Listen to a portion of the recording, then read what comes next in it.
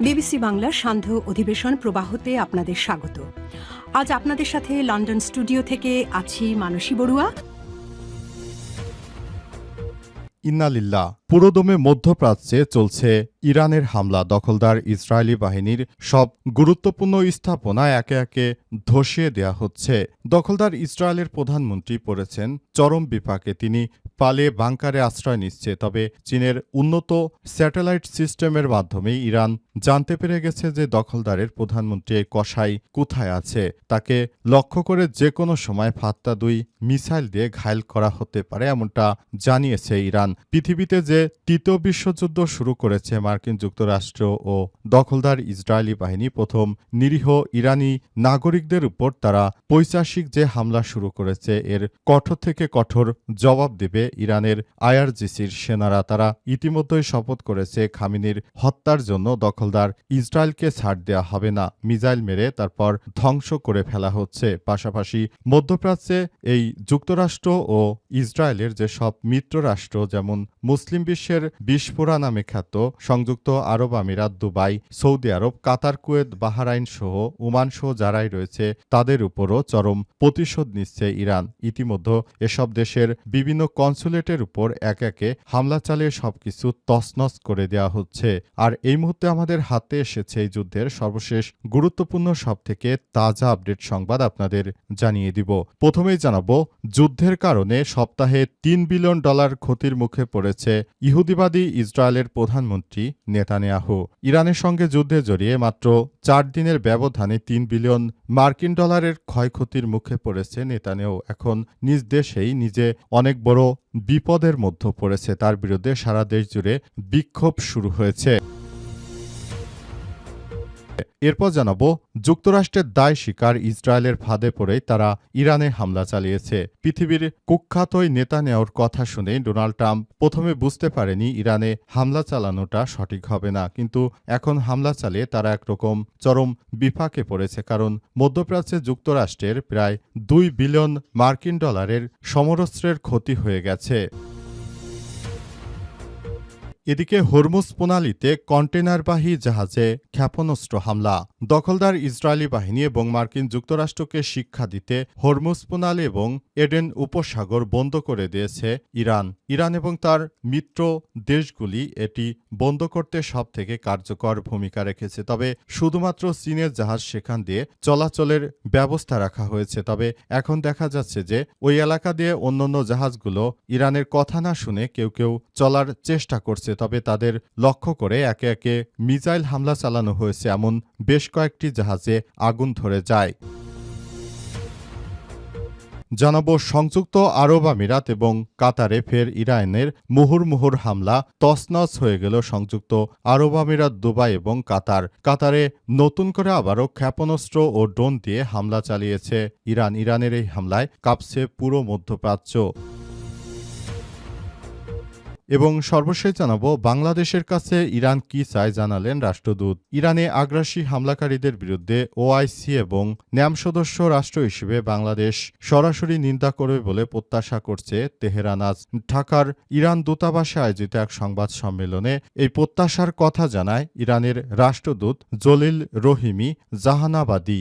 রাষ্ট্রদূত বলেছেন, বাংলাদেশ একটি মুসলিম দেশ, একই সঙ্গে ওআইসি ও জোট নিরপেক্ষ আন্দোলনের ন্যাম সদস্য। সেই হিসেবে একটি আগ্রাসী শক্তিকে সরাসরি নিন্দা ও প্রতিবাদ করবে এমনটাই আমরা আশা করি। তবে বাংলাদেশের পক্ষ থেকে প্রথমে মার্কিন যুক্তরাষ্ট্রের পক্ষেই দালালি করা হয়েছিল।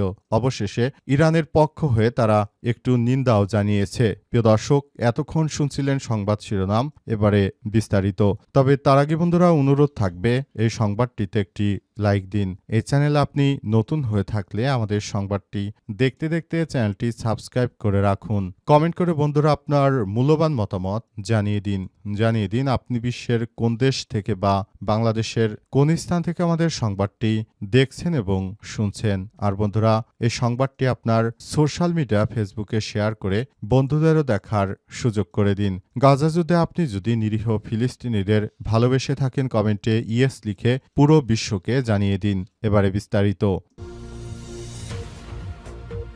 যুদ্ধের কারণে সপ্তাহে $3 বিলিয়ন ক্ষতির মুখে পড়েছে ইসরায়েল। ইরানের সঙ্গে যুদ্ধে জড়িয়ে ইসরায়েলের অর্থনীতি ক্ষতির সপ্তাহে $299 কোটি পৌঁছাতে পারে বলে আজ বার্তা সংস্থাকে ইসরায়েলের অর্থ মন্ত্রণালয় এসব তথ্য জানিয়েছে। অর্থ মন্ত্রণালয় জানিয়েছে যে ইসরায়েলের হোম ফ্রন্ট কমান্ড ঘোষিত লাল বিধিনিষেধের আওতায় কর্মক্ষেত্রে যাতায়াত সীমিত করা হয়েছে এবং স্কুল বন্ধ রাখার পাশাপাশি রিজার্ভ বাহিনীকে একত্রিত করার নির্দেশনা দেওয়া হয়েছে। এতে অর্থনৈতিক ক্ষতির প্রতি সপ্তাহে 9.4 বিলিয়ন শেকেল হতে পারে, যা মূলত আগামী সপ্তাহ থেকে শুরু হতে পারে।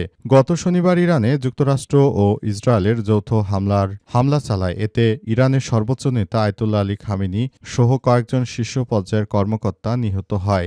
জবাবে মধ্যপ্রাচ্যে থাকা মার্কিন ঘাঁটি ও ইসরায়েলের স্থাপনা লক্ষ্য করে পাল্টা হামলা চালিয়ে যাচ্ছে তেহরান, সূত্র রয়টার্সের। এই ঘটনার পর আসলে পুরো প্রক্রিয়া এমনভাবে চলছে যে দখলদার ইসরায়েলি বাহিনী সহজে যে জয় করতে চেয়েছিল সেই জয় তাদের হয়নি, বরং তারা এমন এক সমস্যার মধ্যে পতিত হয়েছে যে বর্তমান দখলদার ইসরায়েলি বাহিনী এখন তারা বড় ধরনের ক্ষতির মুখে পড়েছে। কারণ ইরানের শাহেদ ড্রোন এবং ফাত্তার-2 হাইপারসোনিক মিসাইল হামলায় দখলদার ইসরায়েলের তেল আবিবের মধ্য অঞ্চল একরকম ধ্বংসের দ্বারপ্রান্তে দাঁড়িয়েছে। যুক্তরাষ্ট্রের স্বীকারোক্তি, ইসরায়েলের ফাঁদে পড়ে তারপর ইরানে হামলা করেছে তারা। যুক্তরাষ্ট্রের পররাষ্ট্রমন্ত্রী মার্ক রুবিও জানিয়েছেন যে ইরানের বিরুদ্ধে ইসরায়েলের পরিকল্পিত হামলায় যুক্তরাষ্ট্রের সামরিক পদক্ষেপের সময় নির্ধারণে প্রভাব ফেলেছিল, যা পরবর্তী সংঘাতের সূচনা ঘটায়। রুবিও আরও বলেছেন, ওয়াশিংটন আগে থেকেই জানত যে ইসরায়েল ইরানে আক্রমণ চালাতে যাচ্ছে এবং তেহরান এর প্রতিক্রিয়ায় অঞ্চলে মার্কিন স্বার্থের বিরুদ্ধে প্রতিশোধ নিতে পারে। এই আশঙ্কা থেকে যুক্তরাষ্ট্র আগম হামলা চালায় বলে উল্লেখ করেছেন তিনি। ওয়াশিংটন ভিত্তিক গবেষণা প্রতিষ্ঠান সিমনসন সেন্টারে সিনিয়র ফেলো কেলি গ্রাকো রুবিওর বক্তব্যের সমালোচনা করে বলেছেন, তিনি মূলত প্রকাশ্যে স্বীকার করেছেন যে যুক্তরাষ্ট্র ইসরায়েলের ফাঁদে পড়েছে। গ্রেকো আরও বলেছেন, যুক্তরাষ্ট্র প্রতি বছর ইসরায়েলকে বিলিয়ন বিলিয়ন ডলারের সামরিক সহায়তা দিয়ে থাকে, যা দুই দেশের গভীর কৌশলগত সম্পর্কের প্রতিফলন। তার মতে যুক্তরাষ্ট্র ও ইসরায়েলের স্বার্থ কোথায় এক এবং কোথায় ভিন্ন সে বিষয়ে এখন গুরুতর সমালোচনার প্রয়োজন রয়েছে। তিনি মন্তব্য করেছেন, কাতার ভিত্তিক সংবাদ মাধ্যম আল জাজিরাকে দেয়া এক সাক্ষাৎকারে সব বিষয়ে কথা বলেছেন মার্ক রুবিও।